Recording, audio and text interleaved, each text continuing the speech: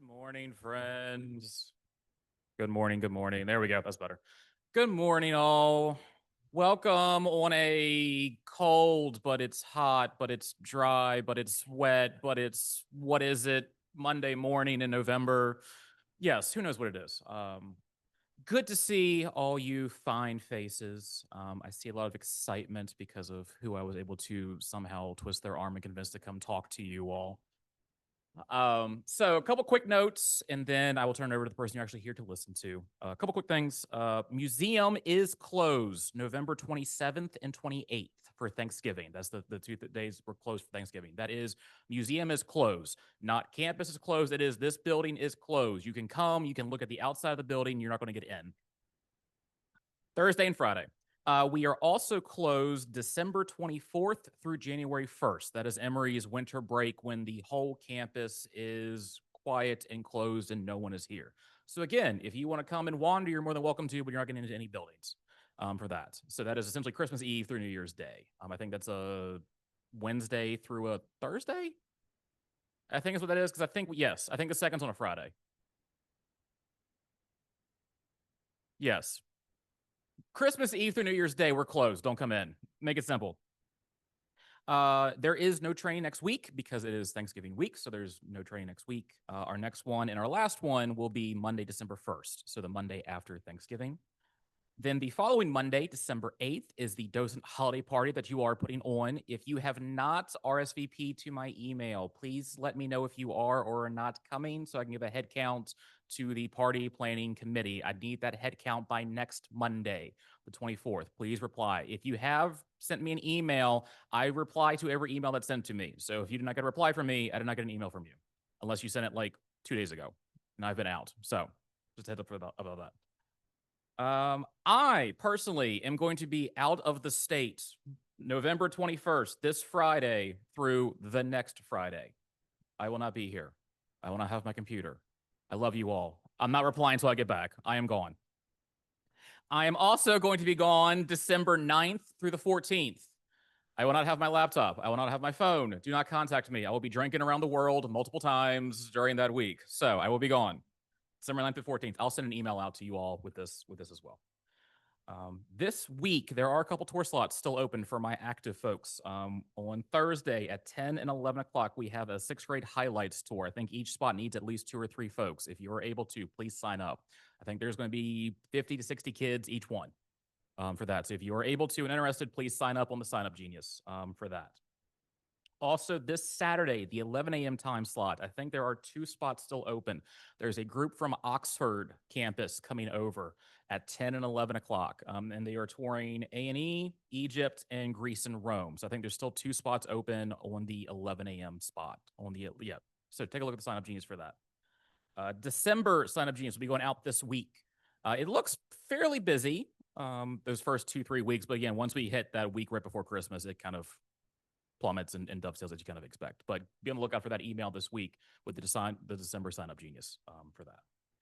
Anyone that is interested, Carolyn is doing a talk about the website, kind of a review of some of the changes that have kind of been going on. If you're interested, stay in this room after the training. Carolyn's going to go through the website with that. If you're interested, if you haven't replied, just hang on the space. Carolyn will be here doing that if you are interested. I think that's my stuff. Board, anything crazy I need to mention outside of holiday party is December 8th, RSVP, so we make sure we have the right amount of food? No? Cool. Love it. All right. So the reason why you all are here, I would love to introduce you all, but many of you already know who she is.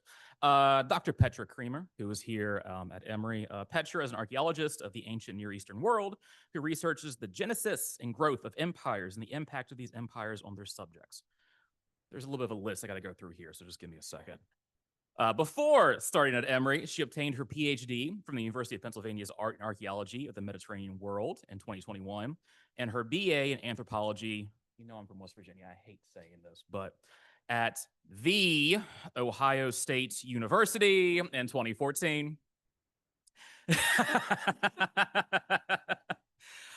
Between 2021 and 2022, she was a postdoctoral fellow at Dartmouth College, focusing on remote sensing in the anthropology department. Now, one of the big reasons why I'm having her talk to you all today. Here at Emory, Petra teaches classes on the ancient Middle East, archaeological methods, digital analysis, and whatever else she decides to do, because no one tells Petra no, apparently. Here.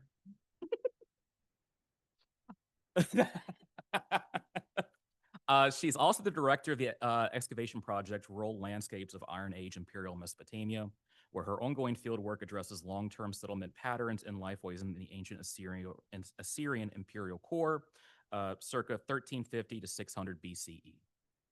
She employs a variety of remote sensing applications, such as magnetometry, oh, that's interesting, and satellite UAV imagery to further understand the infrastructure and urbanism of the broader Assyrian landscape.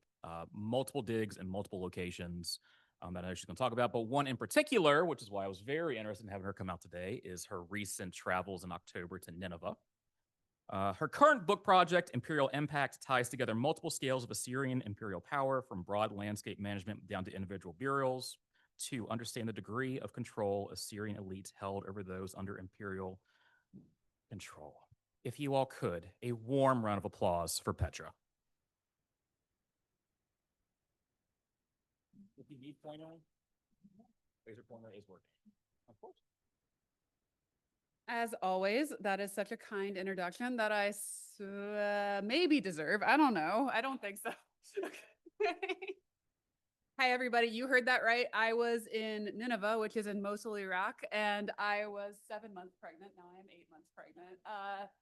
We will talk a little bit about how actually weirdly easy that was. Mostly it was by collaborating with a fantastic team and having a lot of people take my own instrument from me and prevent me from walking with it. So, but I appreciate everyone who I work with, obviously, and I will shout out a whole bunch of people at the end of this talk. But so today I've kind of just like, I don't want to say thrown together because I wouldn't do that to you guys, but I have put together a series of just kind of discussions about what I work on in general. A lot of it, feeds into the book that I'm working on now. Please cross your fingers for me. I'm trying to get it done before the baby comes. One more chapter. But we have basically been working, my excavation project that I direct, we've been working in Iraqi Kurdistan, which is in the northeastern part of Iraq, for the last 4 years. Before that, I was a survey archaeologist of the Erbil Plain landscape. And that was with Harvard's project, main project out there that is still ongoing. They've found over 1,000 sites now on just the Erbil Plain alone. So this has informed my approach to archaeology in general, right? I am a big fan of never taking a single site approach when you are asking big questions. I really try to focus on the whole landscape, and that led me to using a type of analysis called magnetometry. And don't worry, I will explain this, what it actually is in the lecture for those of you who have not been lucky enough to, take my intro to archaeology class. Thanks, Dane. But so fundamentally, my questions, let's see if I do the right way here. Nope. Whatever. As long as I got a laser pointer, that's all I really need.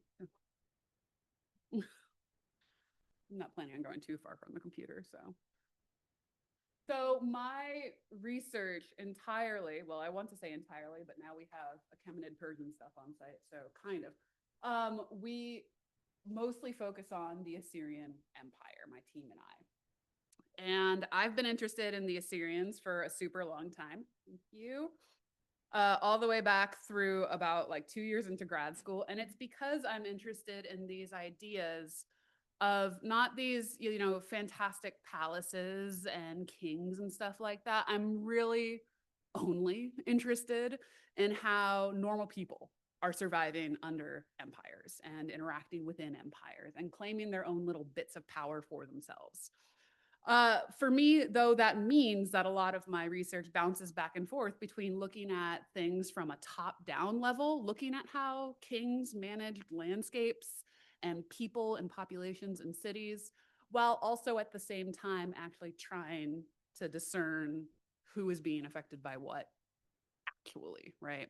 Because we can have a lot of propaganda from these kings and we can have a lot of royal inscriptions, but what does that actually mean on the ground? So most of my research, I believe, is trying to suss out the actual truth of the matter in terms of what's the, in a sliding scale between what the kings claim are true and what we kind of believe to be true based on what little information we have from normal people in the empire. Archaeology is the grand equalizer, right? We still use historical documents, but functionally, I am digging up people's trash in most cases, and that tells us the truth. Yes. Oh, nope. All right. So just to situate everybody, right? There's two kind of phases of the Assyrian Empire. Really, we don't get to like the world's first empire period until around 750 BCE. We call that the true start of world empires because it comes along with a lot of stuff like the standardization of weights and measures, the actual implementation of the provincial system, and a standing army, and other kinds of small things that all combine to really create something that we recognize even today as a world empire. Before this, we have a lot of kingdoms. We have a lot of confederacies. We don't really have an empire in a sense of, big imperial thought. So sorry for all of you who were big fans of the Akkadian Empire about 1,500 years before this. They're not really an empire in terms of, anthropological state formation thinking. So the problem with Assyria that I've already kind of talked about is the fact that we don't have a whole lot of information about the people themselves. We have a lot of interest in people excavating palaces, people excavating elite sectors of big cities. These are the kind of high reward, low risk places to excavate, right? This is where you get the pretty art that is in this museum. But functionally, I take a more anthropological approach. That's just how I've been trained, and that's the questions I'm interested in, right? I will actively fight against excavating a palace. My colleagues in Iraqi Kurdistan keep trying to get me to excavate big sites, and I'm like, no, I want the ugly small flat site that no one would touch. Thank you, please. So, there's different ideas of what both can contribute to our understanding of the Assyrian Empire specifically, but like I said, I'm way more interested in moving bottom up than top down in these states that we have. So unfortunately, what I have to work with so far is a lot of pretty things that have come from a lot of palaces and elite contexts. And for those of you lucky enough to have gone to the Met before, obviously these probably look familiar. These are from Kalhu, also known as Nimrud. Kalhu's the ancient name for Nimrud. This was an Assyrian capital. This is, or was before ISIS, nope, come back. The Nimrud in person. Now I have great news. They've actually mostly repaired this. This Lamassu was blown to bits in 2017 and 18. And I've been able to visit the Mosul Museum both this year and years before this. And the Iraqi conservators there are doing the most phenomenal, painstaking job I've ever seen in my entire life. They are not only assembling the outside with like little bits of stone this big, they're reconstructing the entire inside of these two. And this is not just a Lamassu, this is like everything at Nimrud. So big kudos to them.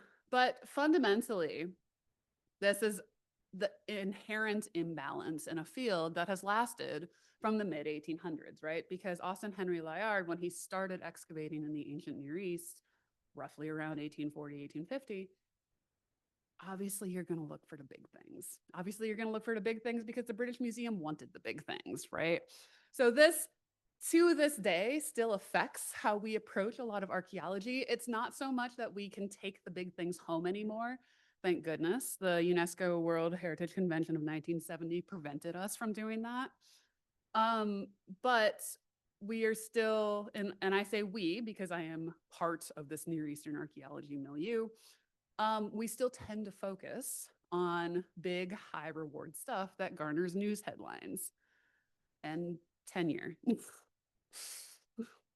Cross your fingers for me.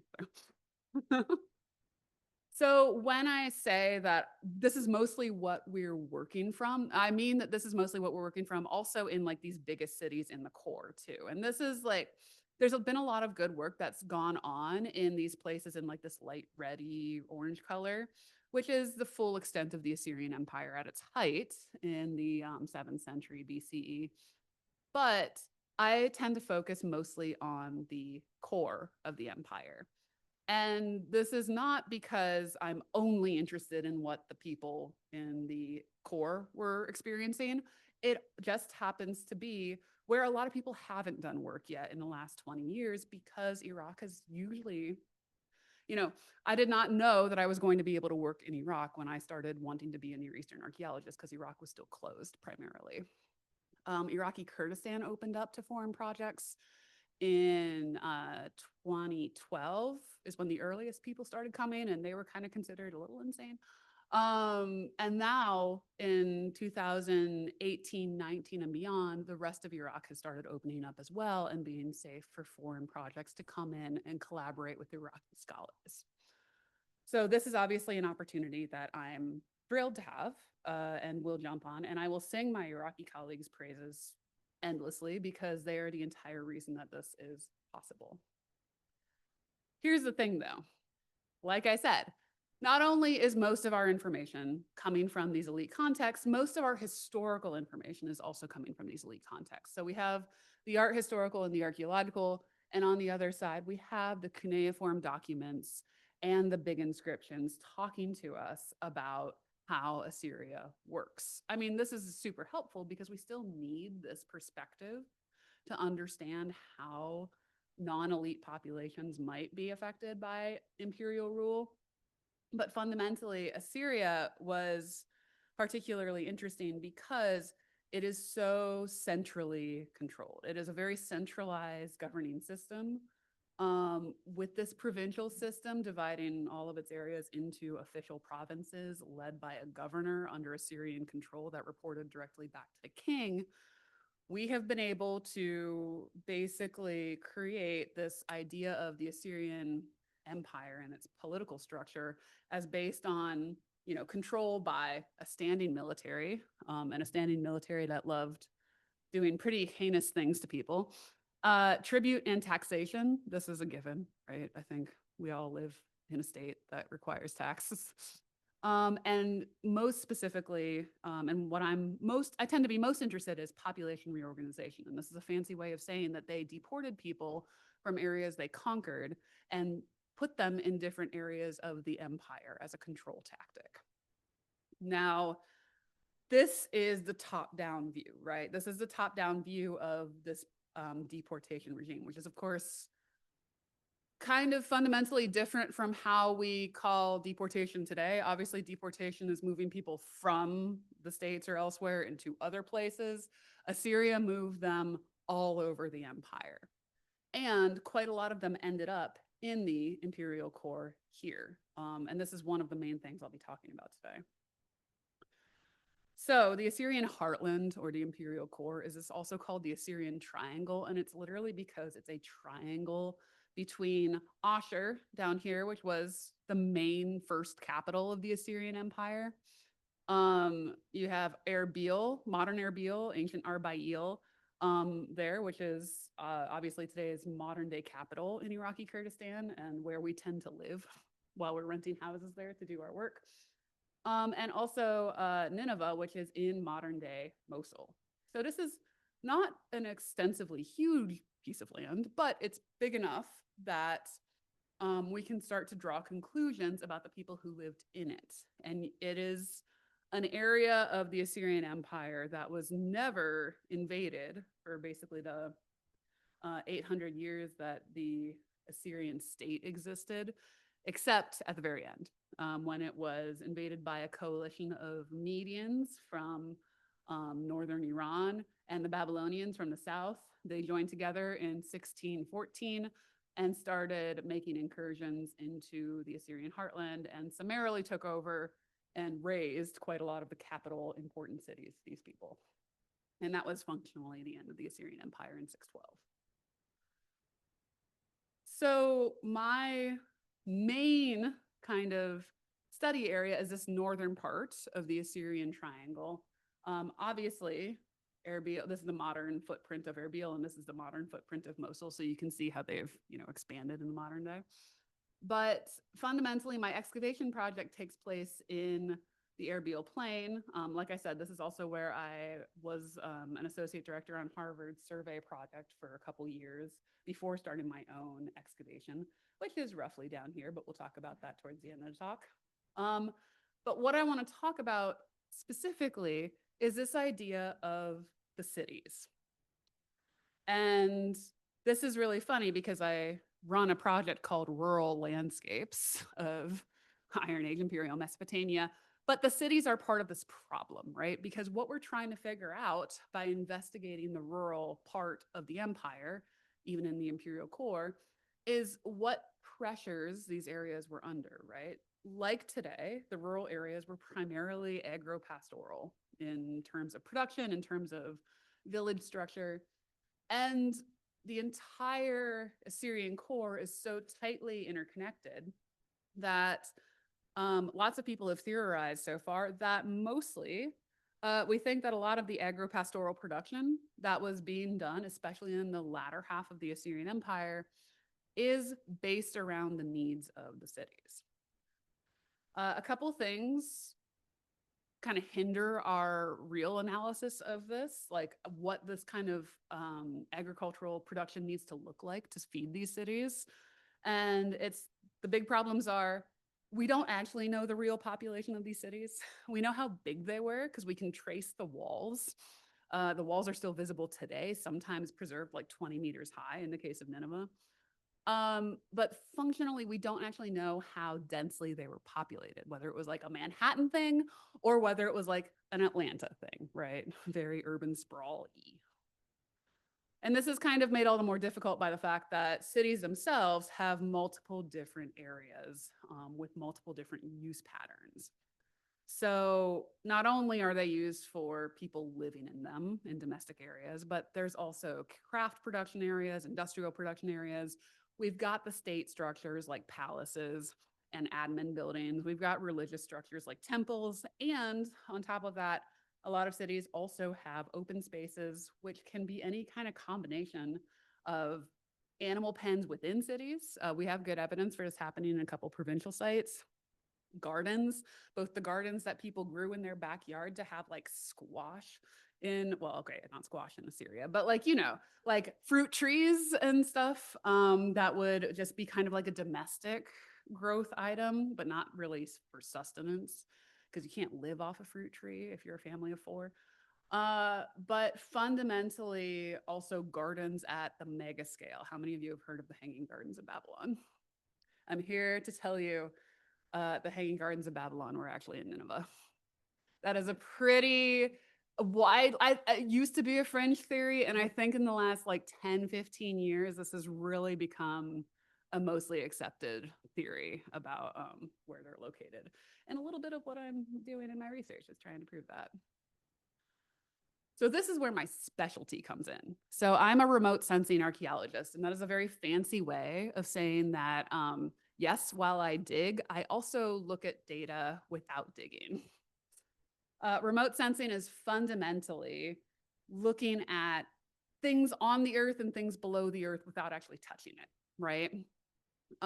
So in archaeology, that means being able to use technology and examples of technology without actually sticking a shovel in the ground. For those of you familiar with LiDAR, LiDAR is a form of remote sensing. Drone photography is a form of remote sensing, like both visual photography and like thermal imaging. And then other types of slightly more direct forms of remote sensing, like GPR, which is ground penetrating radar, and what I use mostly, which is magnetometry.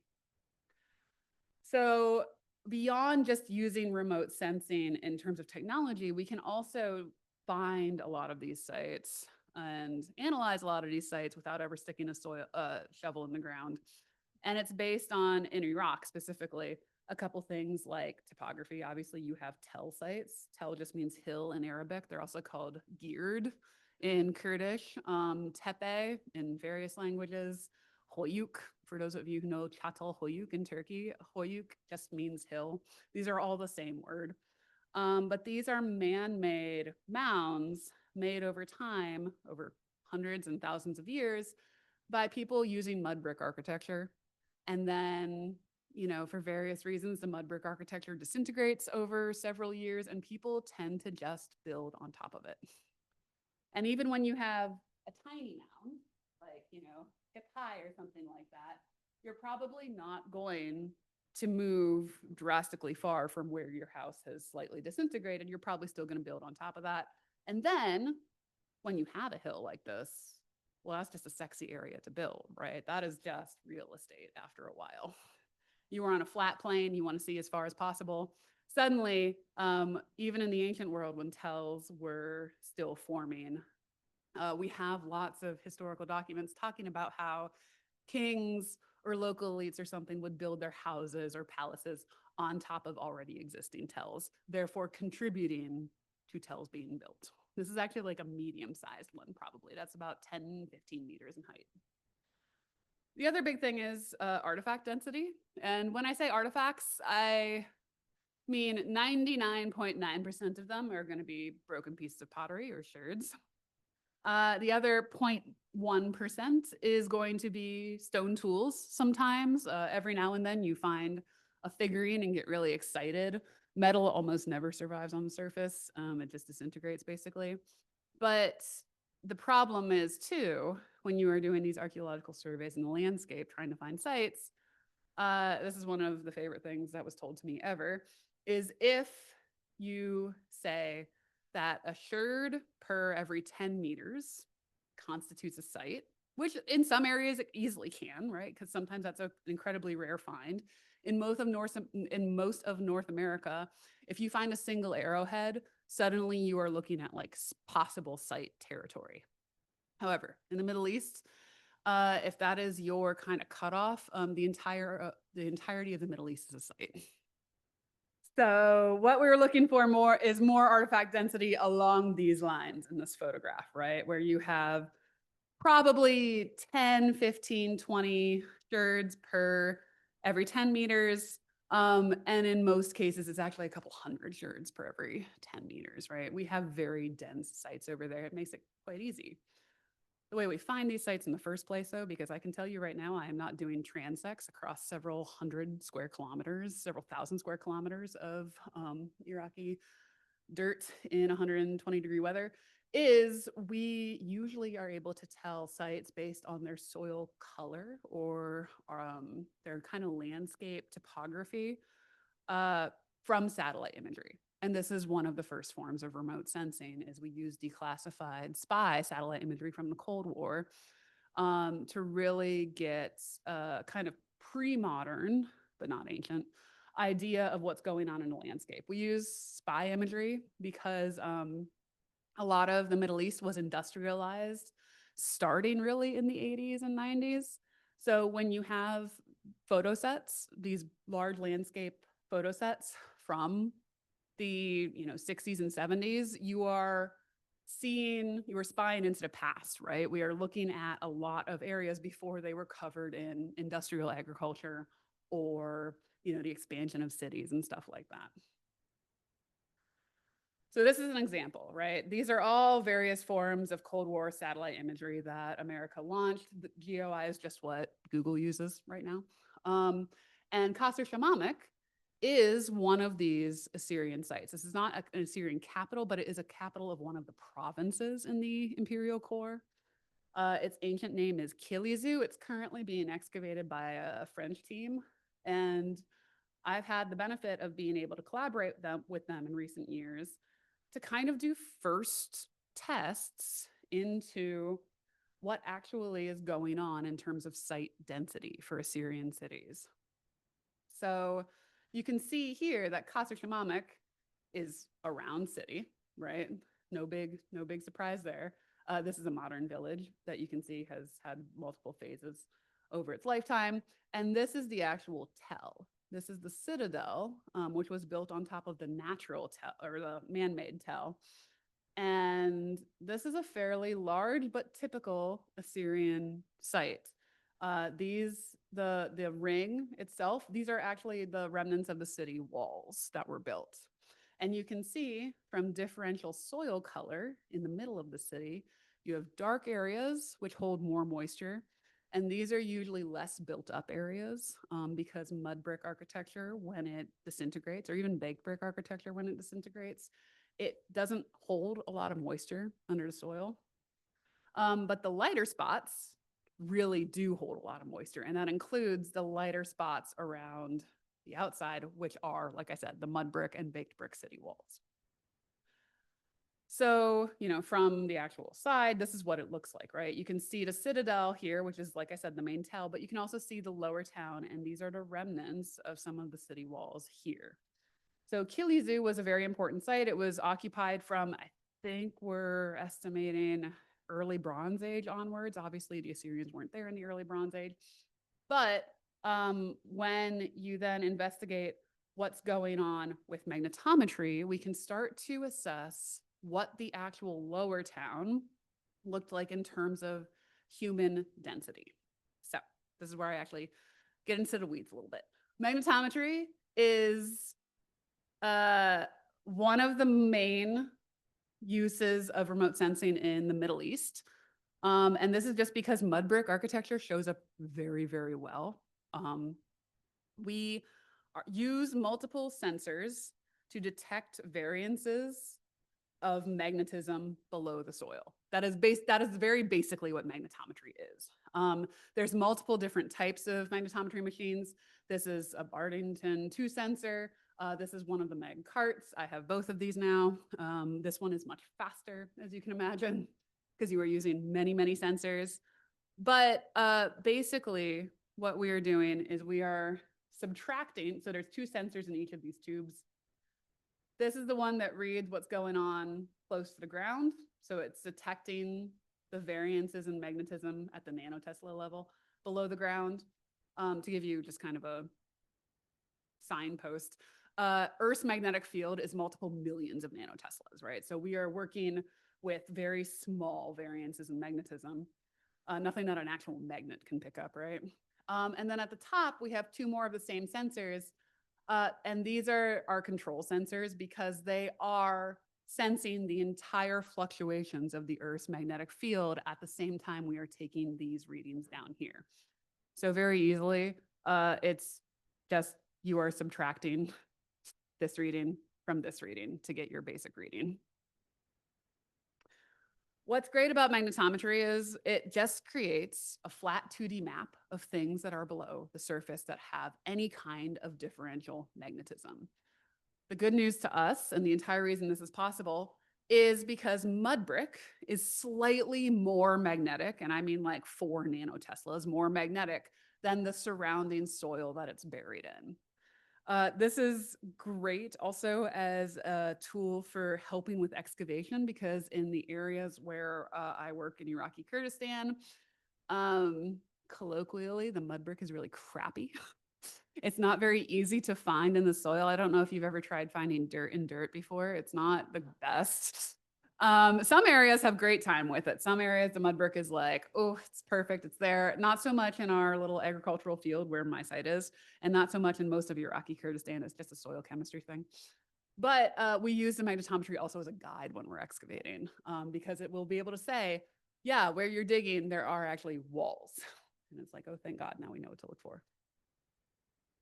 So this is the benefit, though. I have not stuck a shovel in Qasr Shamamik, nor has the French team stuck a shovel in the lower town of Qasr Shamamik. They've really only excavated on top of the tell to look for palaces and temples, right? I love working with them dearly, but they are very old school in terms of what they're kind of trying to figure out. But from just spending a week with them in 2024, 2023, this was, these are the squares that I conducted with the magnetometry survey. Basically, you see, I was trying to get like a kind of snapshot of what's going on through the center of the lower town or through one of the sides of the lower town. And what we end up with is a very intricate network of roads and architecture. And most of these look like the architecture that would be mostly domestic housing.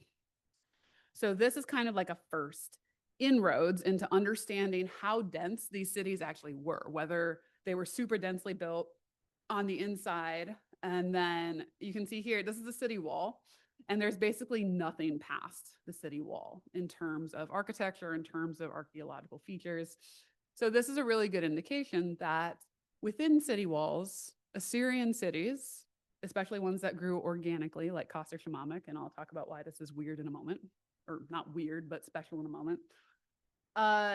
It looks like there's actually quite a dense occupation in the lower town. This was not always considered the case. So this is our first kind of clue that yes, cities in Assyria were pretty densely inhabited. This led me to my other collaboration. So this last year, I was invited to work with the University of Chicago project at Nineveh. They have a permit for the entire eastern half of Nineveh. Don't ask me how that's possible. I'm still trying to figure that one out for myself. Right now, the Germans and the Italians are working on Kyunjik, which is the main citadel with a bunch of palaces and temples and everything I do not care about. So I'm really glad that Chicago has the permit for this half of Nineveh because this is what I'm interested in, right? I'm trying to figure out about the normal people who lived in these places.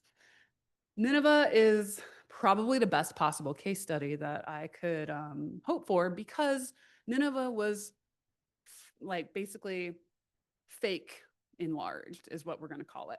So Nineveh became the capital of the Assyrian Empire at the end of the 700s. And it was under the king Sennacherib, who probably a lot of you know from biblical scholarship. But fundamentally, the city at the time that Sennacherib moved the capital there was probably only about this big and did not have these massive city walls. So Sennacherib's main building project that he talks about over and over and over again is the fact that he expanded Nineveh to the extent that it currently is now. And these walls from the northeastern corner to the southeastern corner, this is a couple kilometers, right? This is like 4 to 5 kilometers in length. This is not small potatoes. Nineveh was the largest city in the world at the time that it was inhabited. There's some challengers to this, but it's really just like 1 or 2 sites in China, and they don't have great evidence for it. What we don't know, however, is even though we know that Nineveh was the largest city in the world during the height of the Assyrian Empire, what we don't know is actually how densely it was inhabited, right? This is the constant problem with Assyrian cities, especially ones that were falsely expanded, right? This was not organic growth. This was not a huge influx of people into the capital. This was Sennacherib very clearly saying in his annals that he imported a lot of deportees to work on his palace projects on Kyunjik and Nebi Yunus here too, down here, though that was not the main mound. That's the kind of like arsenal is what we call it. But one thing is that, okay, well, if we consider that there were probably also like the Hanging Gardens of Babylon also in Nineveh or right outside of Nineveh, how much of this new city was actually inhabited by people, like real people, versus how much of it was totally open space? And the reason this question matters is, once again, I care about what people in the countryside are doing. And suddenly, if people in the countryside need to feed 1 million people, which is a rough estimate by some people of how much population Nineveh had at the time that it was inhabited, which is insane, let's be clear, then suddenly that puts undue pressure on the countryside. So when we move outside of these fanciful palaces and everything, which, you know, I'll give credit to the Germans where it's due. They're doing a great job of excavating. They're targeting Ashurbanipal's library. They're finding a couple more reliefs and stuff like that. So I'm sure that great data will come out of them in time. I'm glad they're doing it and not me because I find that very boring. But we have today this concept of working both in the questions that I'm interested in, but also the Chicago project itself. One of the reasons that I'm being brought onto this project is not only as a remote sensing specialist who's interested in the lower town, but also because Chicago is mostly wrapped up in repairing some of the gates. So they're really focused on cultural heritage and repairing the gates that were destroyed by ISIS when they were occupying Mosul in the last decade. versus actually being able to do, I'm not going to say real archaeological work, because cultural heritage is a critical part of what we do, especially in service to the countries that we work in. But at the same time, we're not learning a whole lot of new information about it because we're repairing something that we already knew was there. So what we were brought out to do, I brought out a grad student from UCL, Ophelia Taishon, and we collaborated with a University of Baghdad student who was already on the project, and he was very interested in magnetometry, and he was a rock star. So what we ended up doing is we took our mag cart out in mid-October, and we surveyed a representative sample of the lower town of Nineveh, both inside and outside. So the Chicago project is focused on restoring the Shamash gate. Shamash is the sun god. And they called their gates various names after gods and the cities they led to and stuff like that. But you can see the beginning of the repair work here with the actual Assyrian stones, the crenellations. But you can see back here, this is the actual repair work they're doing with the mud brick facing of the actual gate and its real height. And this is us trying to figure out what survives below the surface and whether this is actually viable. Because here's the problem. You can't really see it in this photo because I did a good job of cropping, but there's quite a lot of trash on the outside of these gates, a lot of debris. And this debris, if it is metal, it will F up the magnetometry data. So this is something that, this is one reason why I have this phenomenal gang here. We hired a bunch of workers to basically go ahead of the mag cart and pick up surface metal off the top. This included pop tabs. This included random hordes of burnt USBs. I don't know. I'm probably going to get cancer early from doing this. But there's a lot of surface metal, especially because, as you can probably tell from some of my photos earlier, Nineveh is within modern day Mosul, obviously, but also it has its own part of Mosul going through it currently. So there's a lot of people currently living within the walls of ancient Nineveh. And there's just a bunch of trash going all around, including a lot of unexploded ordnances, right?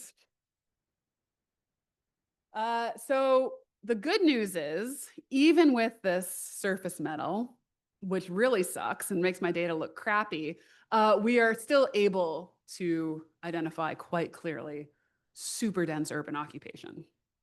So these squares down, you can see I did try to do a representative sample of the areas that were available to us.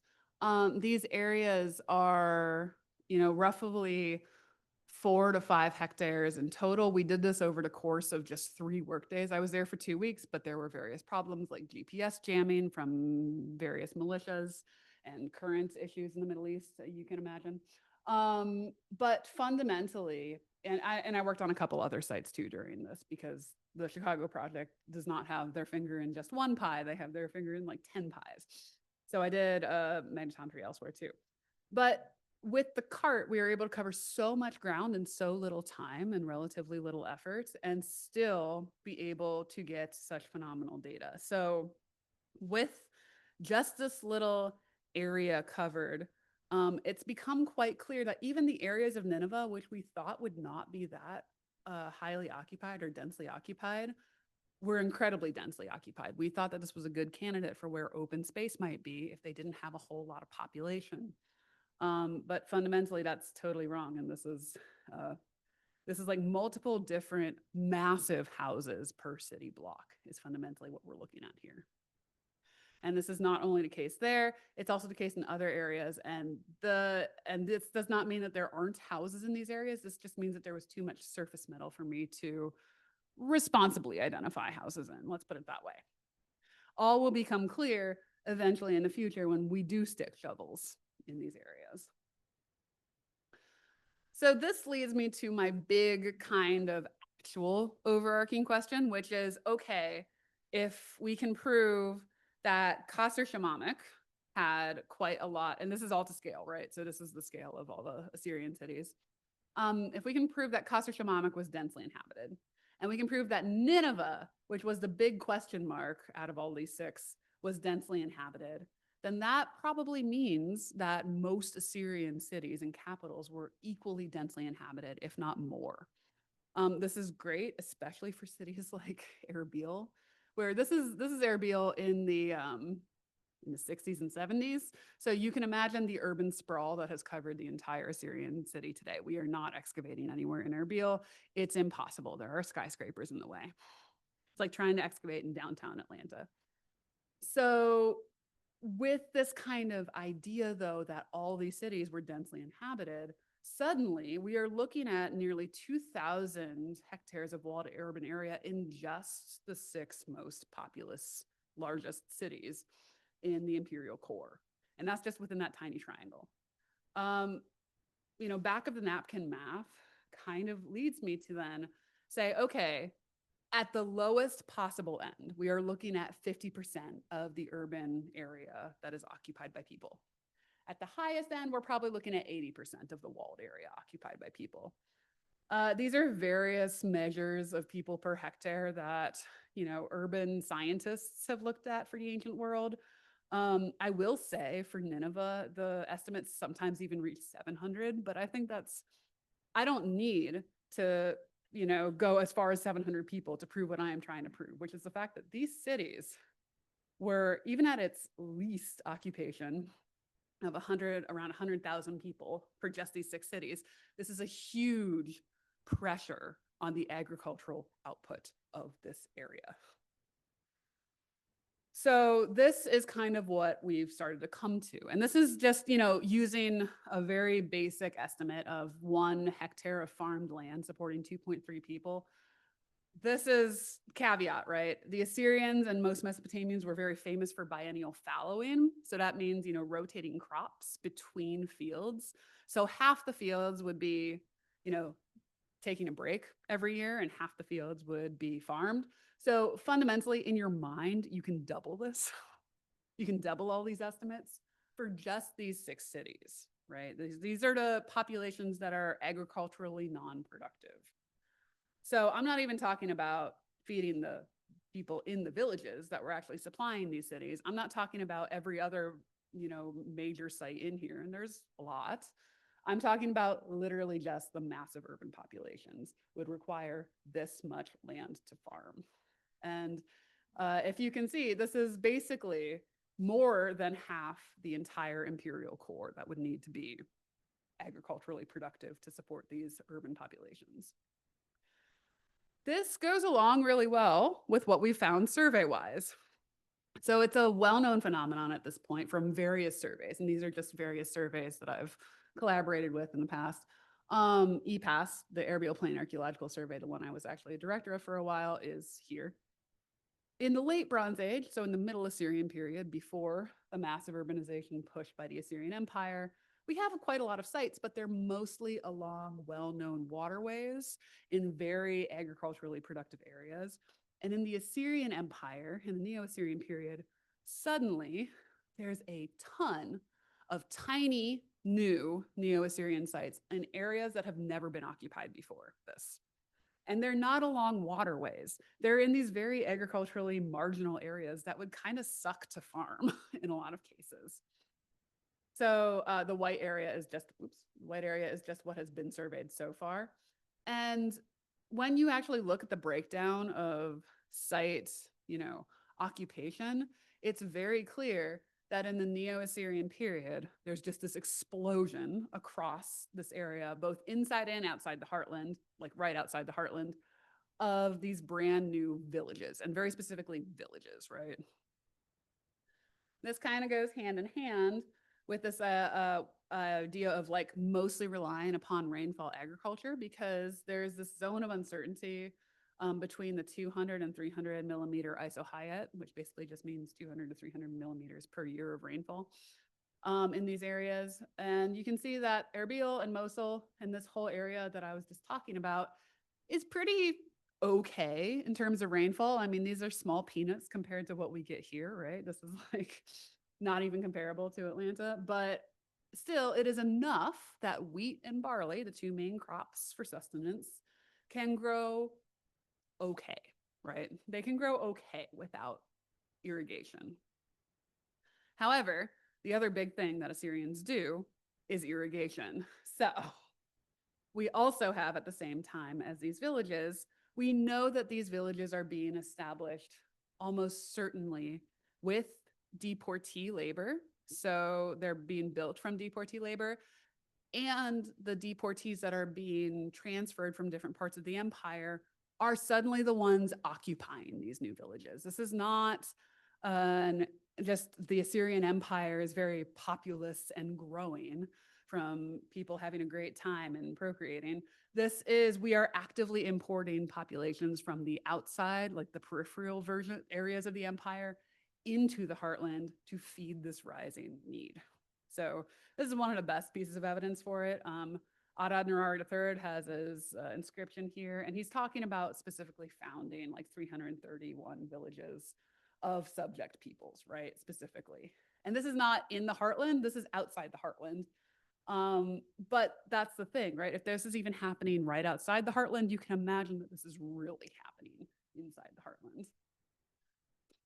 So these deportees are then one of the big interesting question marks of what we're investigating, because we know from various royal accounts, various biblical accounts, other accounts, historical accounts, that these people are being transported from all parts of the empire to various parts of the empire.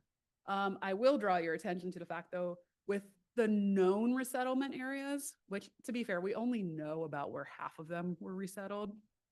About half of them, half of the known resettlements are going to the Assyrian heartland. They're being resettled around Ashur, around Nineveh, around Erbil, around Nimrud. And I want to bring up real numbers, because this is just a pie chart with percentages. The upper estimates of deportation, which I do tend to actually kind of fall in line with, are 4.2 million people. And most of those took place between 750 and 630 BCE, right when Nineveh's growing, right when we start to see population pressures from these urban areas. So it kind of makes sense that suddenly we're getting a veritable ton of tiny villages cropping up in the middle of nowhere functionally in these, not well-watered zones, because we have the labor imported to suddenly farm these areas. And man, the cities seem like they really need it.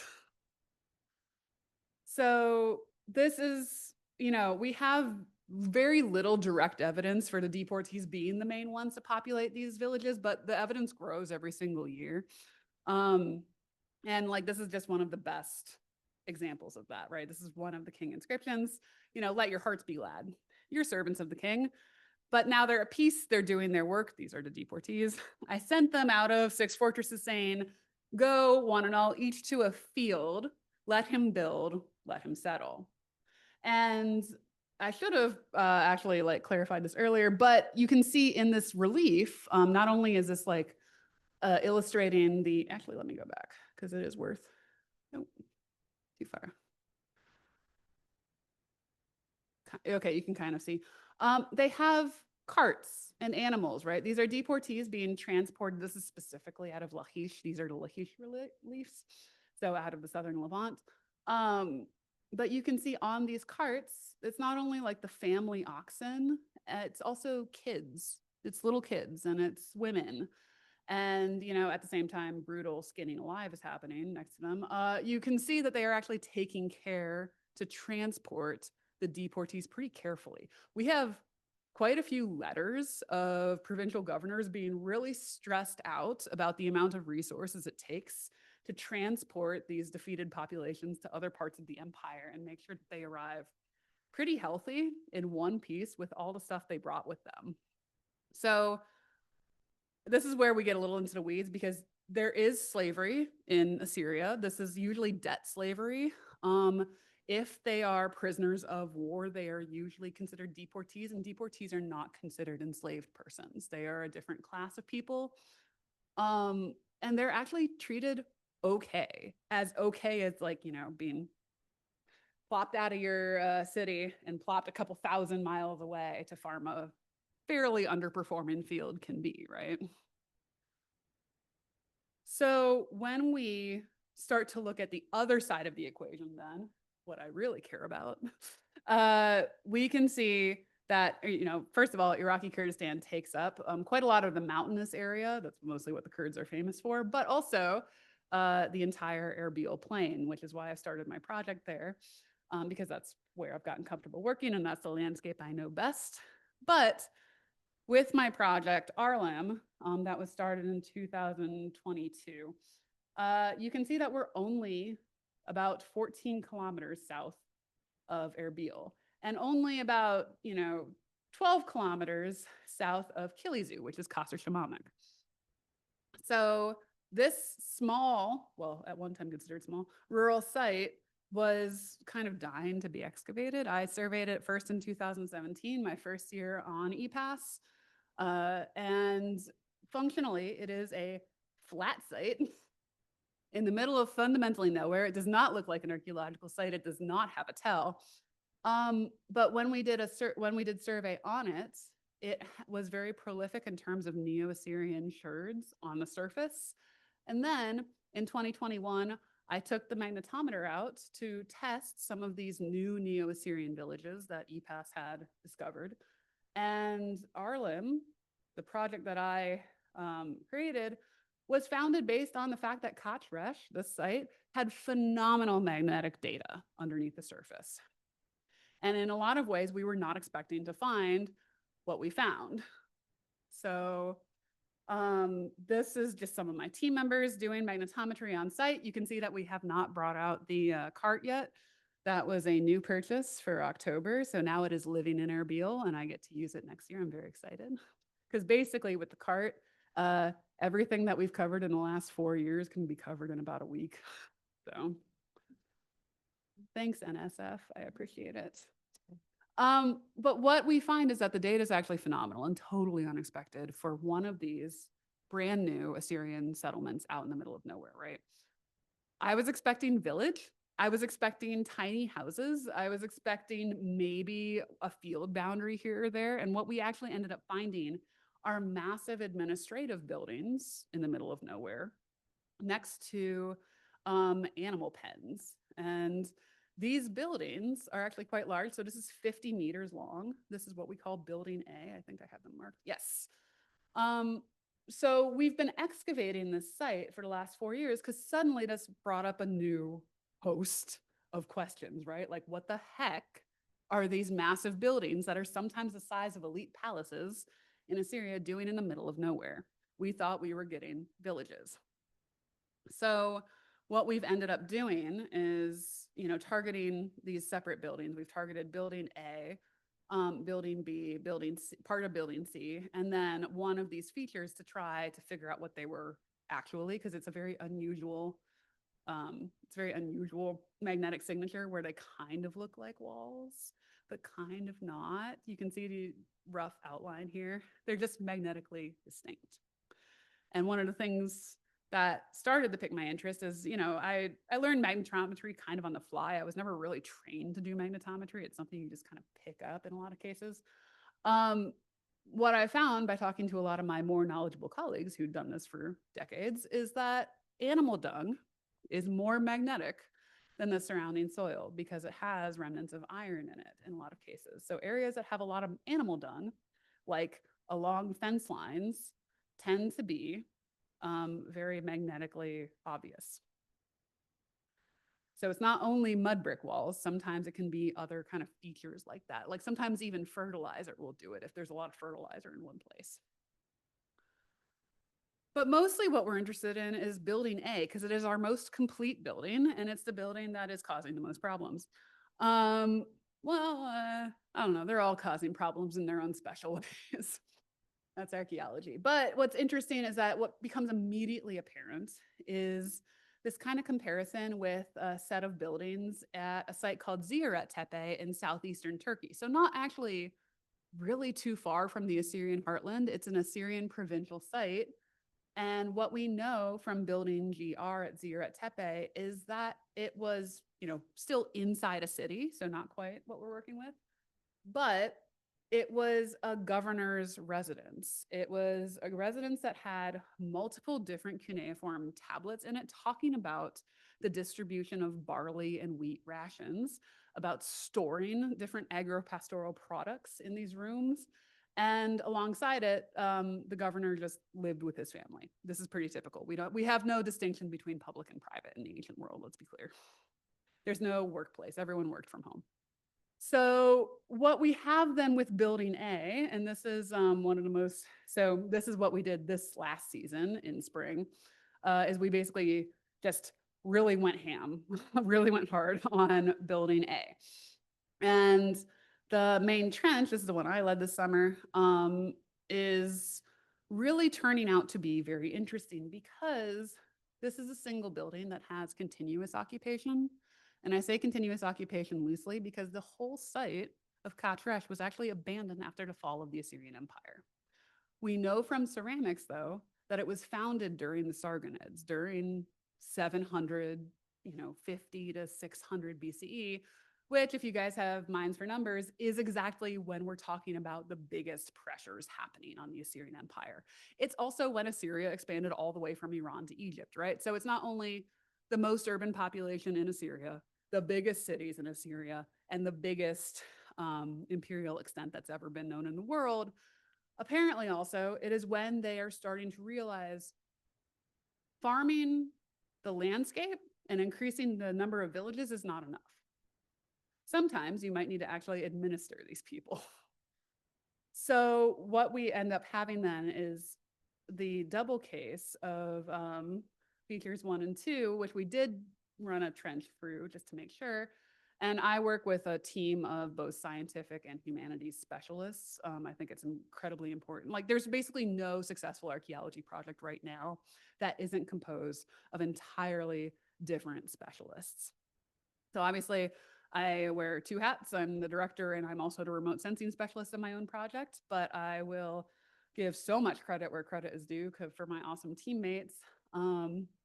When we excavated this trench, we not only found a very low mud brick wall here, but my paleobotanical specialist, one of them, she does micro paleobotanical remains. She did extensive testing on these lower strata, and as of 2 weeks ago, with a very exciting Zoom call, told me that it's the only dung spherulites, which are some of the best evidence for remains of animal dung in the ancient world, and also human dung. You just don't get it that much. These are millions of times more prolific with dung spherulites, these lower strata here, than every other fill strata. So basically what that means in layman's terms is, yeah, these were totally animal pens. So this is great to just have multiple lines of evidence supporting this, though. So she's excited. She thinks it's going to be a Nature article. I think I need to learn how to write a Nature article before that becomes a possibility. But fundamentally, that means that these are the oldest example of proven animal pens that we have in the world. So what we then continue to do is continue to work with the problem children on site. And the problem children are really building B and building C. And in the magnetometry, you might notice something very different about these rooms, because these little squares and circles, in this case, are separate rooms with walls in between them.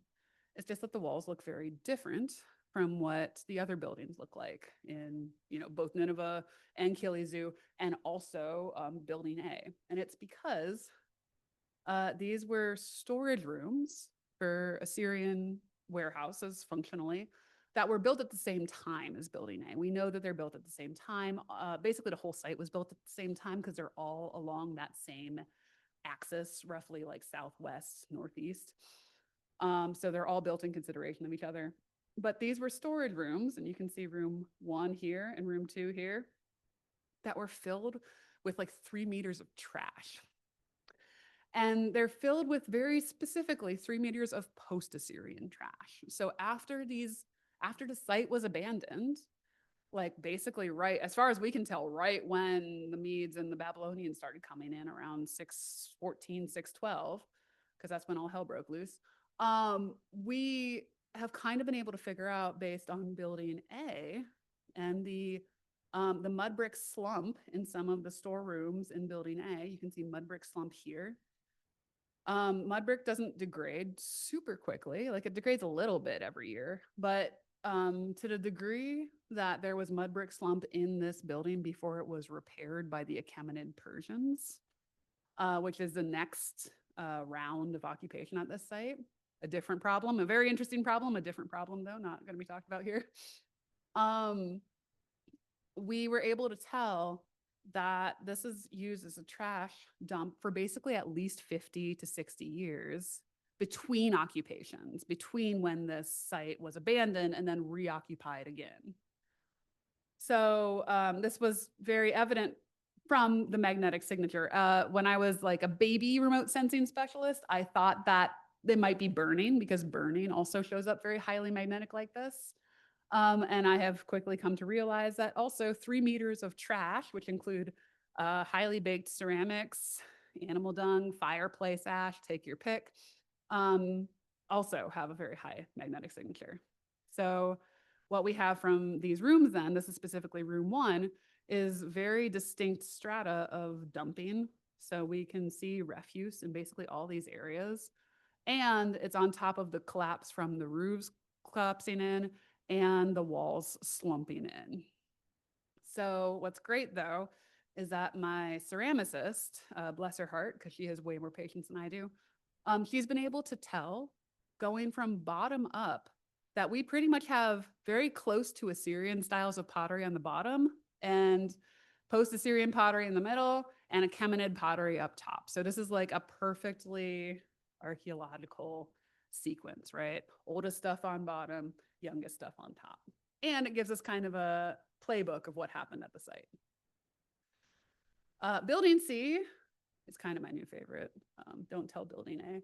But it's also full of trash. The walls happen to be preserved 3.4 meters high, which is insane. So it was buried very rapidly, clearly for the walls to be preserved at that high, but that also gives you an idea of how big these buildings were in the first place. We're thinking at least 2 stories, if not 3 stories, but also the walls themselves are usually 2 to 2.5 meters in width. So these are monumental buildings, to be sure. And building C, once again, just like building B, has beautiful strata of mud brick collapse at the bottom and various trash depositions going all the way up the entire room. So we have really great evidence that this site was basically totally abandoned at the end of the Neo-Assyrian period. Here's the thing. Why would this site be totally abandoned at the end of the Neo-Assyrian period, if not because it was an entirely governmental thing, right? If you are living in a village, even if the empire collapses around you, you usually don't leave your village. There's no real reason to. You're just paying less taxes now. And you might have less like infrastructural support or whatever. But fundamentally, if the empire collapses and these towns are entirely abandoned or these cities are entirely abandoned, which does happen with Nineveh and Nimrud, because they were razed, right? But we don't have any evidence of razing at Katrash. We have no real evidence of destruction. But we do have evidence of them just piecing out at the end of the empire. And that is because this was very clearly a top-down imperial administration site that really lost its entire purpose after the empire collapsed. If you are administering the landscape and you are storing all the agro-pastoral products that are being produced from the many villages around the site, then suddenly your usefulness is, gone at the end of the actual empire. So while Katrash was almost certainly used as like a storage depot, an admin depot for keeping an eye on the bunch of settlements, which are quite possibly occupied by deportees at this time, what we end up also remembering is that, yeah, it was totally within a day's walk of each of these big cities that needed to be supplied with food.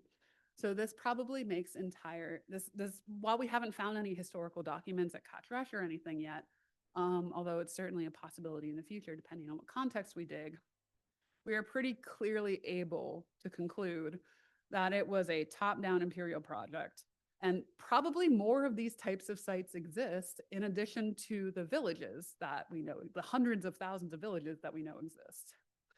So with this kind of storage depot, we're seeing a direct effect of that increase of empire, the increase of population in these cities, exerting enough pressure over the rural landscape to kind of require this new centralized administration in these new areas that have villages. Like I said, I think deportees are occupying them. More later. If we do find evidence of deportees and like, listen, we are looking for burials like nobody's business. I specialize in burials. That's what my dissertation was about. No burials yet. I'll keep you guys updated because if we do a DNA analysis, then that is probably going to be our smoking gun for whether deportees were populating not only the villages, but also just some of the lower admin positions at sites like this. Because as you can see, we have not done MEG on the entire site yet. Like we still have a long ways to go. And it's quite possible that there are satellite villages or satellite houses surrounding this big central admin area.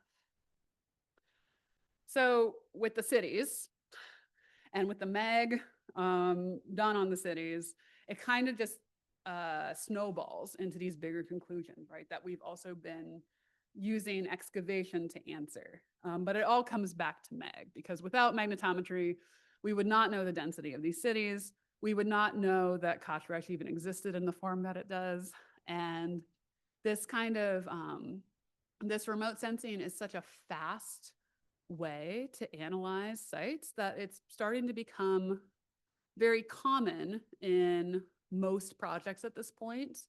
It's kind of very fun to see it grow at this stage because a lot of sites have gotten away without using it. And I think we've turned a page and like pretty much every single site, if you are a responsible director, you need to find someone who does magnetometry. There's not that many of us, but I keep trying to teach people who come out on my project how to do MEG, and some of them are phenomenal at it. What we've got then with all this data is this kind of evidence of not only the cities being super densely populated in a way that we have never been able to prove before, and in a way that nobody's been able to prove at Nineveh until October, right? This dense population of these major cities then of course means that they need outside support. These new village systems totally make sense in this context.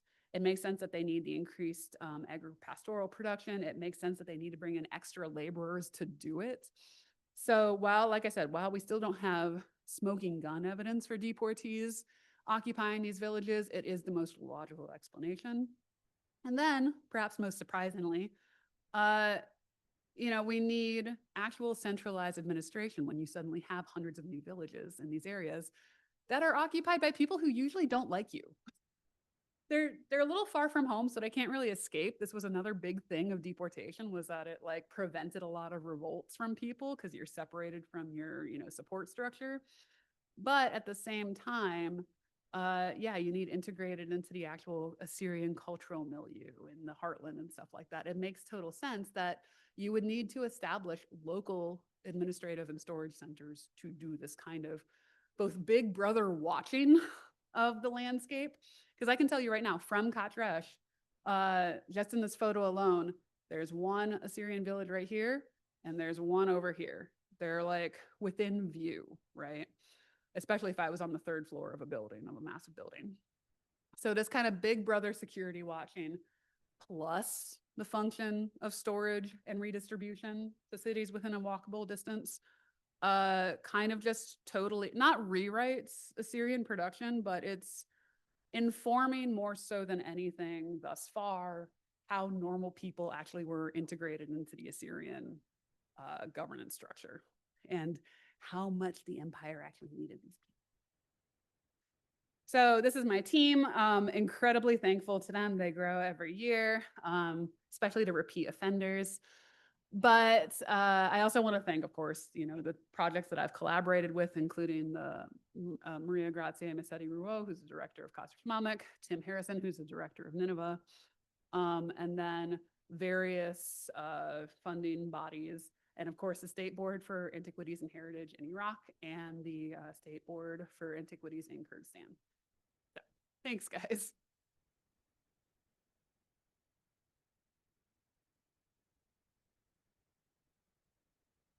Starting in the back. I was going to say, I am thrilled to take questions at this point. So,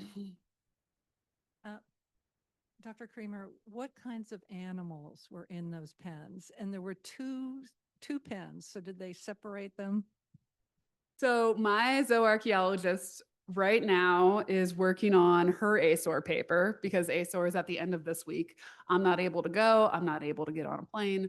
But so I'm just going to be sitting in my office. It's going to be very boring. I'm going to functionally present what I just presented to you guys in 20 minutes. But the good news is this means that it's at the top of all my teammates' minds. And mostly she's found in the Assyrian period, we're looking at sheep-goat. Not too surprising, right? I say sheep-goat because you can't really tell the difference bone-wise, but also cattle. And this makes total sense because what we get from the Assyrian Empire is the only animals they care about are these big animals that can be moved. They're not so interested in taxing pigs because pigs are considered lesser meats and they're more of a domestic thing, which is interesting because then in the later periods, after the Assyrian Empire falls, all pig, right? So it is mostly pig at the site, and we have some sheep, goat, and cattle, and some red deer randomly. I guess people are hunting. So it's a very distinct difference from focusing on animals that are able to be taxed and counted by the Assyrian Empire, switching over to animals that were almost primarily consumed by families and domestic areas raising them. Yeah.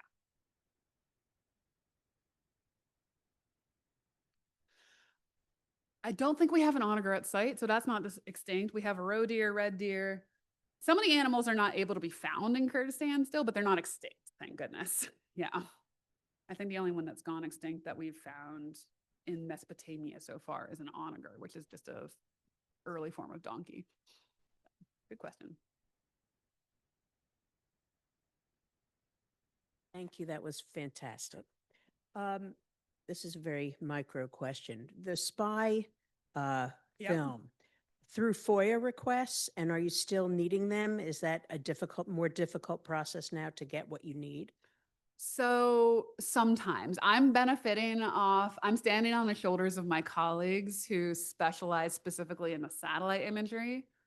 My postdoc advisor was the one who created the entire University of Arkansas Corona Atlas. So he has most of the Corona imagery available to him. But a lot of this is stored in a cold storage facility in Kansas. It's the actual film rolls. This is the KH. This is all the Corona imagery. This is the hexagon imagery. I have not yet been because this was kind of a sexy thing to do in Near Eastern archaeology in the early aughts. So like, I don't need to take photos of any of this film because it's already been taken photos of, thank God. I just need to know who hasn't and annoy them with emails. But it's a good question because then, you know, we're still finding some of these, like the different U-2 spy plane photography and stuff like that. Like that's not, I don't think that's in the Kansas cold storage. So like we keep finding sources of declassified imagery, and declassified imagery keeps rolling out, right? So this is something that really can only benefit us. I guess the other stuff that I'd be really interested in is, of course, the stuff that the Soviets took, but I don't think I'm going to ever have access to that. So we'll just end it there. Good question.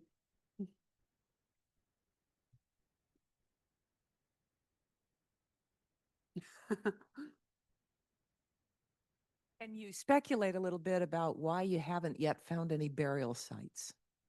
I think it's mostly because we're still excavating in these main buildings, and I'm doing my thing, which is I am making sure we go below every floor level we find, because usually in Assyria and elsewhere in the Near East at this time, but mostly in Assyria and Mesopotamia, people were buried below the floors in domestic housing. Domestic housing is a strong word for what we're finding, although, like I said, at Ziyaret Tepe, this is considered a domestic residence. So basically what we're just trying to do is make sure we're doing our due diligence and getting below all the floors.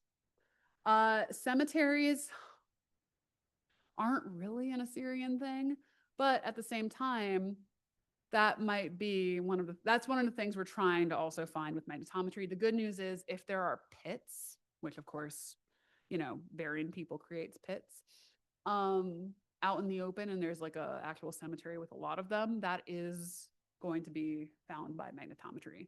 GPR is the better one for that. That's what they've been using on a lot of the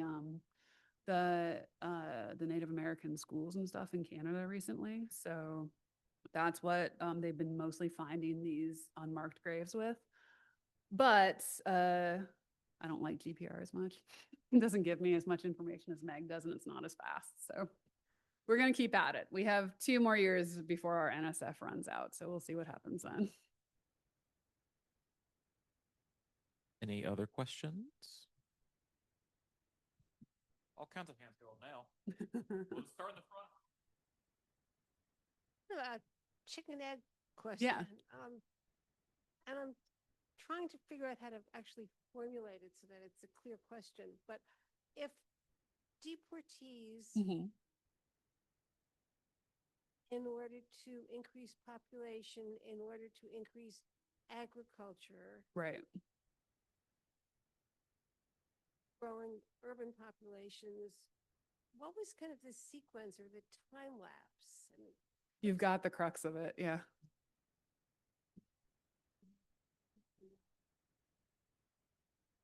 Well, that's a phenomenal question. And this is why I'll never regret doing my archival dissertation on burial practices, because what I was trying to do with that dissertation is understand how long it takes for non-Assyrians to develop an Assyrian identity, and whether it was like imposed top down or whether it was like an organic kind of thing.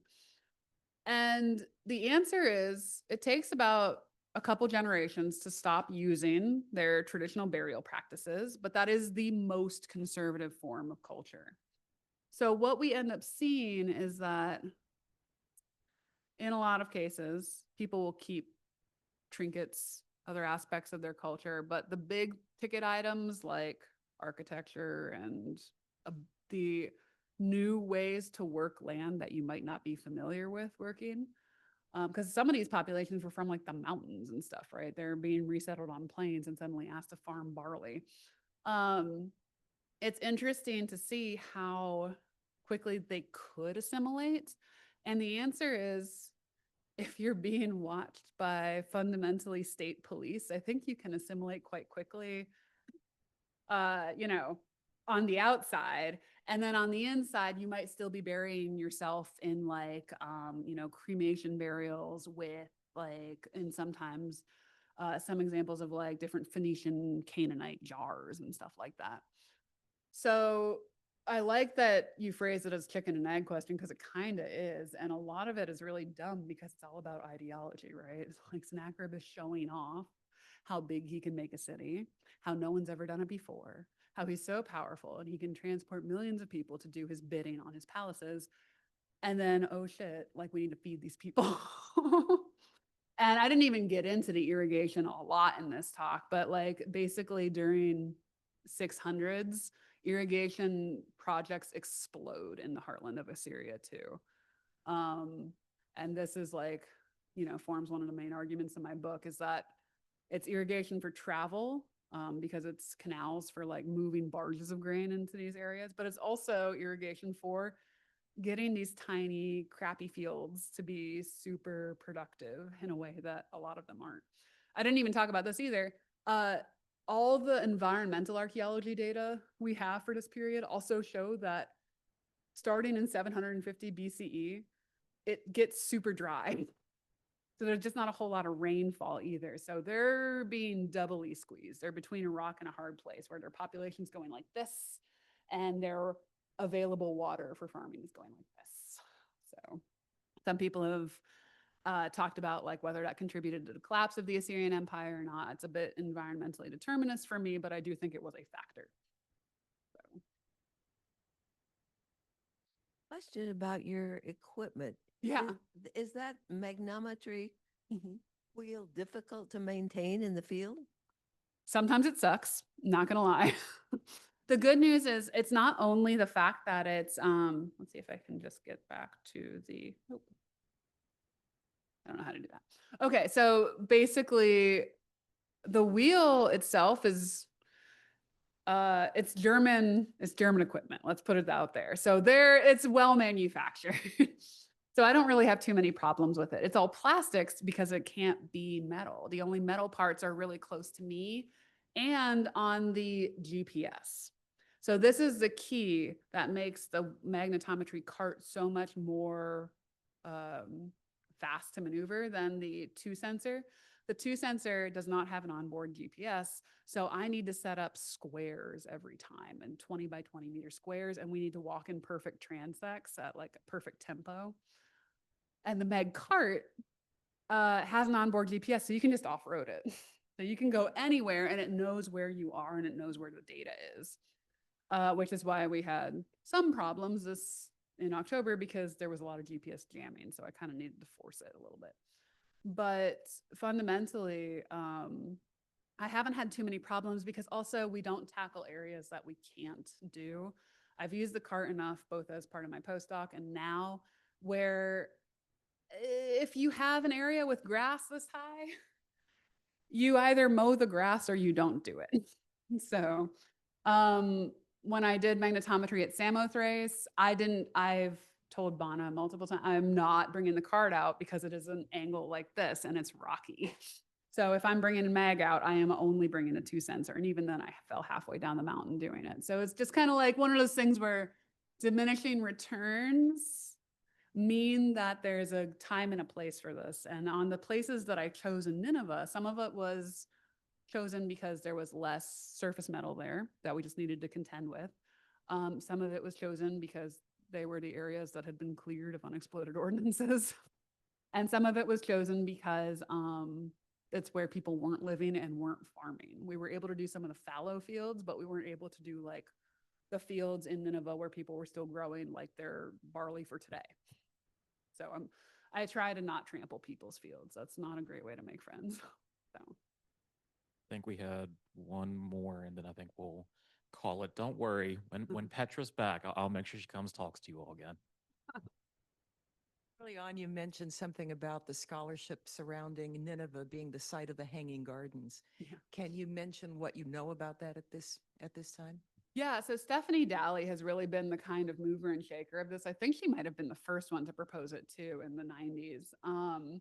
But fundamentally, what we've kind of noticed is that Sennacherib and Ashurbanipal after him love to talk about the gardens. We know that they have zoos too. Like we know that they have like zoos with animals from all over the empire. We know that they're planting trees from all over the empire on purpose. It's an ideological thing, right? Look how far we've conquered and look how many things I can import that are pretty. But we also know that, like, for example, the invention of the Archimedes screw to lift water, that was actually invented during Sennacherib's time for the garden specifically. Sorry, the Greeks took everything from the Near East, so they had nothing original. But don't kill me for that one. The idea, though, is kind of that since we already know and we have many grand declarations of like how brilliant these gardens were and how big they were, while we don't know where they are inside the city or even outside, they could be outside on the outer wall area. There's just so much more evidence for them being at Nineveh than Babylon, which Babylon was kind of not doing great, I will say, during the Neo-Babylonian Empire. Listen, the Neo-Babylonian Empire right after Assyria is only like 60 years soaking wet. So they're building a lot, but fundamentally, and they could have easily built gardens, but we just think it's an issue of, Herodotus getting his areas confused. He's never been to either of these places, so. Petra, thank you so much. We appreciate your time.